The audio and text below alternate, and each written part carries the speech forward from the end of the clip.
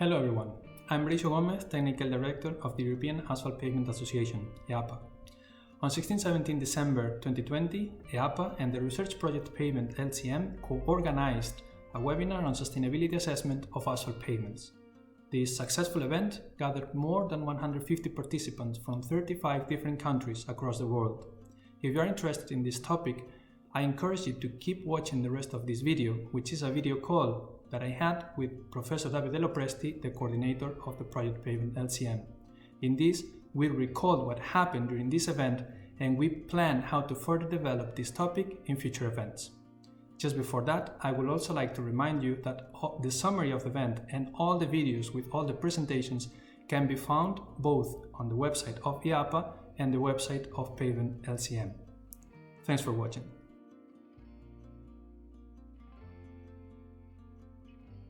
Davide, as expert on sustainability assessment, what were the main highlights or the main things that you would say that we learned and that we discovered those days? Well, thanks, Breixo, first of all. Well, I think that, let's put it into context. We organized this with 1 year of talks now that we had with you and with other components of EAPA and SED. And everything came from the need of complying with standards, no? To create product category rules for you guys for the asphalt mixture. And within Pavement LCM, we try to provide guidelines to possibly arrive to product category rules for road pavement.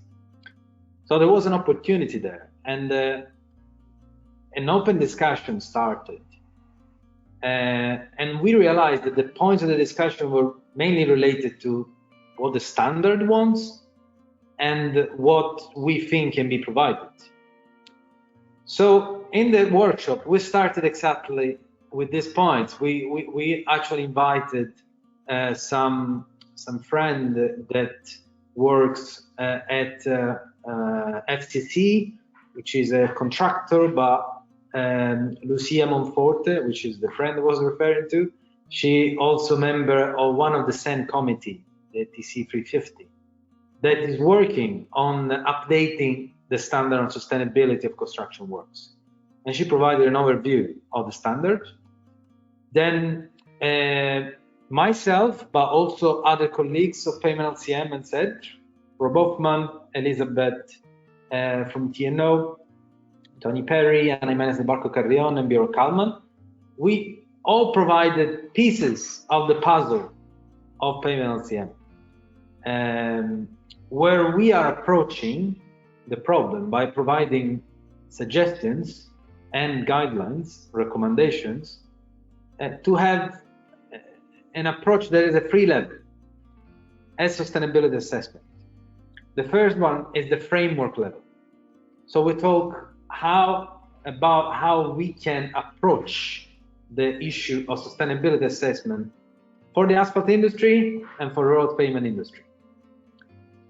Then we went at the work level, so we look at techniques, mainly how to tailor use of LCA in particular, but also we look at the other indicators that we are suggesting to comply with the other two pillars of sustainability. So we cover environment, society, and economy.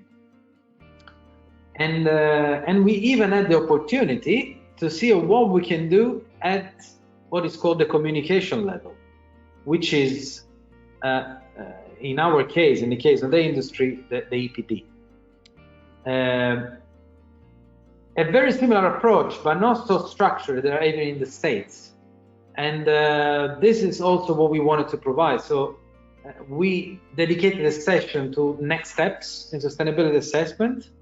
And within the session, we actually had the pleasure of having what I consider not only champions of sustainability, colleagues, but really friends, like people working at FWA, and then John Harvey and Job Meyer. And they provided us an overview of what is currently the approach of FHWA and their platform, the Sustainable Pavement Technical Working Group. I think this gives an overview. Maybe Breixo, you wanna possibly cover what we did for the EPD, no? Yes, I was about to say that besides the technical content itself, I think it was very well structured, the workshop, the webinar, because we started with the framework, as you said, but we also have some dedicated part to some hands-on practical experience. So I would like to remember this workshop that we have in the first day, where participants, we could log in on an online app to elaborate our own EPDs. So our colleagues from Norway, Geir Langre from Veidekke and Ole Iversen from LCA.no, created on this online app that is already being used in Norway. They create 200 different users, so all participants, we could log in with a different user and create our own EPD while following the instructions and what Ole and Geir were doing on the screen. So it was great, and also because sometimes when you read the PCR, the product category rules to elaborate the EPDs, everything looks super complicated and it's not very clear. And then when you actually have some practical experience, I guess you can understand better the process, and you see that it's actually not so difficult, or at least these online tools make our lives more easier. So I think that was something very good that I wanted to highlight as well from the webinar. Absolutely, and I think it was also useful for the manager working road authorities, because really this platform, this event was to start creating this synergy. So asphalt contractor and road authorities possibly understand that through these products like environmental product declarations, we can start implement sustainability assessment in this industry. Yeah, absolutely. And this is actually maybe already speaking a bit on things that we can do in the future. And so, because, well, we explained during the webinar that we have problems that we are still trying to solve somehow. And it's very important that all the stakeholders are around the same table and make sure that we are all on the same page, having a good communication, that whatever we have in European PCR, for example, that we all understand what is in there and why is in there, and how to work on under the same rules.